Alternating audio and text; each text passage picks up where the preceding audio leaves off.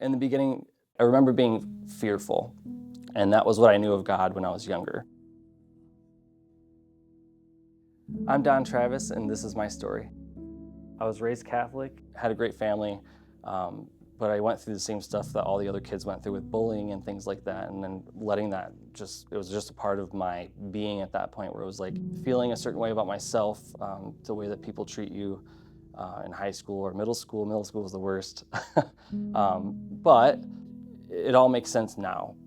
When I got older, I feel like I didn't really have a relationship with God. I feel like I kind of went through this agnostic, atheist type area in my life where it was like, I'm in charge of all these decisions that I'm making. I was like, I want to get out of here. I want to go to Grand Valley. I want to, as much as I can to get over there, get away from this like small town and do my own thing. And really, that's when I started to make some really poor choices and exploring like who I am and trying to fit in with people. I couldn't have fun without drinking with my friends. Like that became a part of who I was out there and the people who I was spending time with. I feel like I was always angry, and I think I realized that it was just me pushing down my sadness. I ended up coming back home from Grand Valley, and I figured my stuff out. I started making a little bit better choices, and I finished my degree finally at Eastern. At this point, Monica and I had been married for 3 years, and we have a child. I have a 3-year-old son now, and I was like, I cannot be this angry and frustrated all the time. I don't want my son to be impacted by me. I want to be a good father. I want my wife to be happy with me.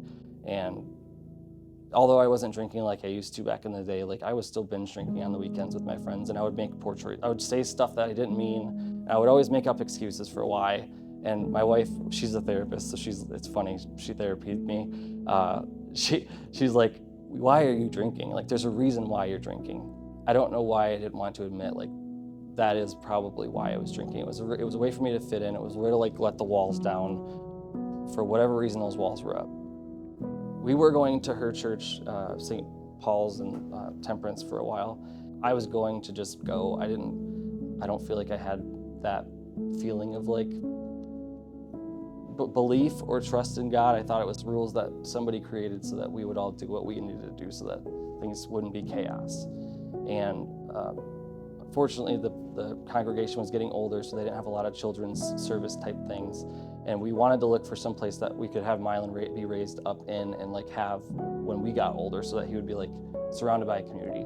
Monica and I started looking, and I think I didn't really realize at the time like this was going to be as impactful as it was. We went to a couple churches, things seemed well, but we have to agree on as a couple, and we ended up coming to one of the summer engagement like kickoff events with food trucks and things, and we met a couple people there. My first thought was, this is way different than Monica's church. There's music, it's kind of new age a little bit. It's not like what I remember as a kid. It just was nice every week. And so we just kept going. And I was choosing to show up for myself. And that leads us to the pivotal moment. So the pivotal moment was Easter last year. I went on a Saturday. Something felt different, and the message that Pastor Keith was talking about was the love of Jesus, the love of God, and how that is not something that we can earn.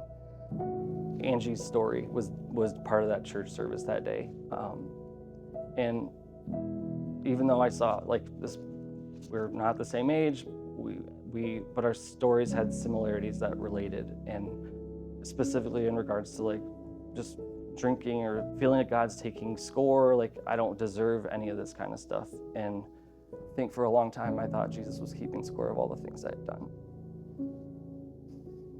And that love of God that day, like it came over me at some point. I don't know what was said. It really hit. It was like God has been here the whole time with me.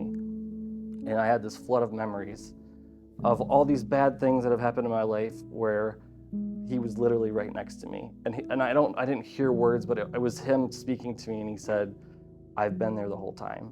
I was trying to think of ways I could explain this because there was no way I could explain this feeling of God's presence and his love for me right in that moment. The closest thing that I could think of thinking back was when I was a little kid, the safest place I could be when I was young was like when I'd be like upset about something and be bawling my eyes out, and my mom would just come and grab me, and I would just like be curled up in her arms, and I would just cry, and then I would like, it was like this rush of like, I can calm down, and almost like you could fall asleep right there in her arms. And that's what it felt like.